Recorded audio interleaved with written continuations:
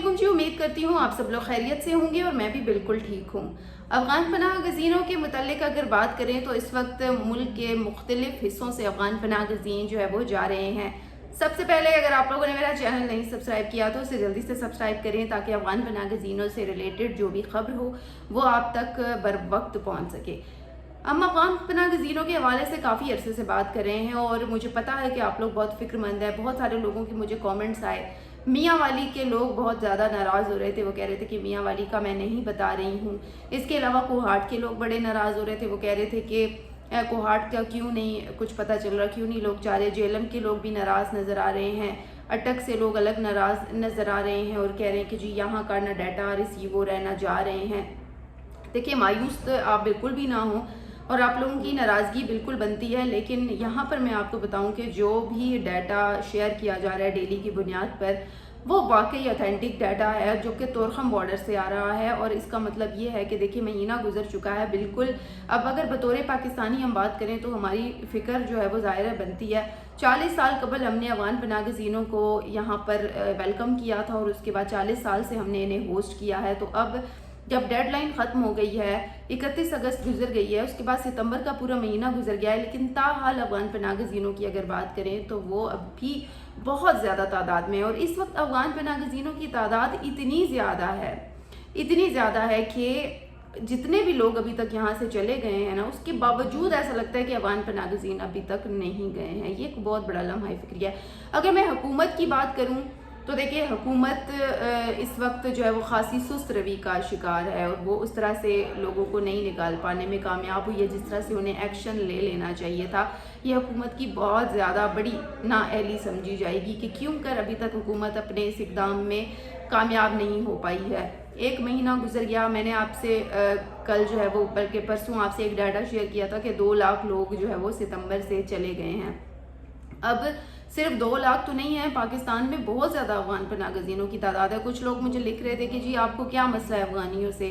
دیکھیں، مجھے مسئلہ نہیں ہے، پاکستانیوں کی اگر بات کریں تو ویسے افغان پناہ گزینوں سے بہت زیادہ تنگ ہے۔ اس کی ایک بڑی وجہ یہ ہے کہ ان کے اندر انتشار پایا جاتا ہے، چوریاں پائی جاتی ہیں۔ کسی نے تو مجھے یہ بھی بتا دیا کہ پنجاب میں افغان پناہ گزین جس طرح سے رہتے ہیں وہ مٹی تک چوری کرتے ہیں، مطلب مٹی۔ آپ یہاں سے اندازہ لگا لیں کہ افغان پناہ گزین جو ہے وہ کتنے نقصان دہ ہمارے ملک کے لیے، کہ وہ چلیں پیسے تو چھوڑیں، زیورات چھوڑیں، آپ پراپرٹی پہ قبضے کو چھوڑ دیں، وہ مٹی بھی نہیں چھوڑتے ہمارے ملک کی۔ تو پھر آپ ایسے میں کیا توقع رکھیں گے کہ کیا کریں گے؟ پھر جب بھی کوئی امپورٹنٹ ایونٹ آتا ہے تو سب سے زیادہ پیٹ پھیرتے ہیں افغانستان والے، جن کو آپ نے جگہ دی، جن کو آپ نے ٹرسٹ کیا اور جن کو آپ نے 40 سال تک ہوسٹ کیا، وہی لوگ آپ کا ساتھ نہیں دیتے ہیں۔ تو یہاں پر ایک بہت بڑا لمحہ فکری ہے۔ اب آج اگر میں صبح کی بات کروں، جو کہ مختلف ڈیٹا مجھے ریسیو ہوا مختلف جگہوں سے، اگر اس وقت پاکستان میں بات کریں نا تو کہ سب سے زیادہ جو افغانی ہیں وہ کہاں رہتے ہیں، تو پہلے نمبر پر کے پی آتا ہے، دوسرے نمبر پر بلوچستان کا علاقہ آتا ہے۔ بلوچستان میں اس وقت بہت زیادہ افغانی ہیں، 3 لاکھ تقریباً۔ صرف اگر آپ افغانیوں کی تعداد نکالیں تو بلوچستان میں 3 لاکھ تو افغانی ہیں۔ ان 3 لاکھ میں سے بمشکل 50 لوگ بھی گئے ہوں گے۔ یہ ہے افغانستان کی صورتحال۔ افغانستان کی اگر بات کریں تو اس وقت وہ کے پی سے بھی اس معاملے میں پیچھے ہے، پنجاب سے بھی اس معاملے میں پیچھے، اور سندھ کی تو گورنمنٹ ابھی تک خاموش ہے۔ سوراب گوٹ میں بہت زیادہ افغانیوں کی تعداد ہے، لیکن ابھی تک جو ہے وہ سندھ نے کوئی خاص اتنا بڑا ایکشن نہیں لیا۔ چلیں بلوچستان کی اگر بات کریں تو وزیر اعلیٰ کی جانب سے بھی کہا گیا کہ جی افغان پناہ گزینوں کو نکالنے میں سیریس ہے۔ کے پی کی اگر بات کریں تو علی امین گنڈا پر رکاوٹ بن گیا، انہوں نے کہا جی نہیں ایکسٹینشن دے دو، اور انہیں ترس آ گیا۔ لیکن اس وقت اگر بلوچستان کی صورتحال کی بات کریں تو میں نے آپ کو بتایا وہ مشکل 50 لوگ وہاں سے گئے ہوں گے 2-3 لاکھ میں سے۔ یعنی کہ اگر آپ اندازہ لگائیں، ڈیڈ لائن ختم ہو گئی، 1 مہینے میں بھی افغانیوں نے بلوچستان کو مطلب سیریس ہی نہیں لیا، حکومت کی کسی بات کو سیریس ہی نہیں لیا۔ اس کا مطلب یہ ہے کہ حکومت کو نیکسٹ لیول پہ جا کے اقدامات کرنا پڑیں گے، تبھی افغانی جائیں گے۔ آج ریسنٹلی بلوچستان سے بھی بڑی خبر آ رہی تھی، لیکن اس سے پہلے میں پنجاب کا ذکر کروں۔ آپ لوگ جو کہہ رہے تھے کہ جی میاں والی سے لوگ نہیں جا رہے تھے، کہ میاں والی کا کیمپ تو جو آخری کیمپ تھا وہ تو بند ہو گیا۔ ٹوٹل اگر پورے پاکستان میں بات کریں تو جو ڈیٹا ملا تھا 54 کیمپ افغانیوں کے لیے بنائے گئے تھے، UNHCR کی جانب سے اپروو کیے گئے تھے، لیکن اس میں اگر ہم بات کریں ان 54 کیمپس میں سے पिछले दिनों मैंने आपको बताया कि 16 तो उन्होंने पूरे मुल्क में बराह रास्त कहा है कि जी हुकूमत ने 16 कैंप्स को आप बंद कर दे।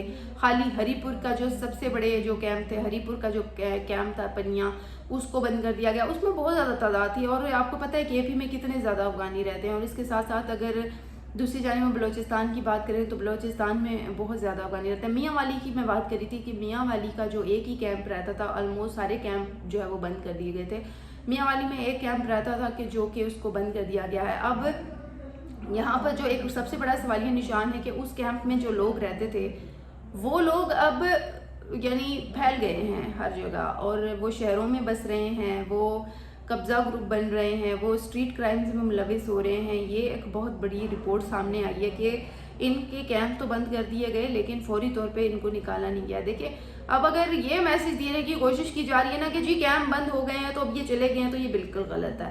ऐसा नहीं है। देखिए सबसे पहले उनको हमें निकालना चाहिए था, उनका डाटा कलेक्ट करके। उनको जब तक हम नहीं निकालेंगे तब तक कैंप बंद करने का भी क्या फ़ायदा है। ठीक है, एक बड़ी बात है, उन्हें ये मैसेज चला गया है कि जी कैंप हमारे बंद हो गए हैं, अब कोई सूरत हाल नहीं है यहाँ पे रहने की। ये एक बहुत बड़ा अच्छा इकदाम है। लेकिन दूसरी सूरत में अगर देखें तो फिर ये अब कैंप बंद होने के बाद फैल गए हैं पूरे मुल्क में, पूरे इलाके में, जगहों जगहों पे, गली मोहल्लों में ये छुप रहे हैं, दुकानों में ये छुप रहे हैं। तो ये सूरत हाल बनी हुई है और ये बड़ी गंभीर सूरत हाल है जिसको मैं कहूँगी।